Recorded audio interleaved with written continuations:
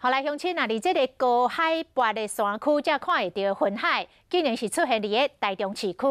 有民众为36楼悬的楼窗看向南区甲大理区的方向，结果下骹的主体、公寓大楼甲青红灯，拢互云海砍掉咧。一寡大楼、悬楼就徛伫个云海当中，都卖属是一座的空中之城。透早台中市区出现云海。 哇，太神奇了！台中市有云海耶！为36楼看落去，人家厝、公寓、大路、青红灯，拢互云海砍过。大楼踩伫云海中，云海伫个都市丛林内面流动，远看过袂似是虚幻的仙境。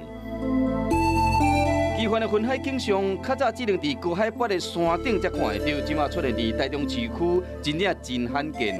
在大理那个现象，我们大概就是辐射物的产生，然后基本上因为它整个在受到地面层的影响，所以它的高度基本上都不会很高。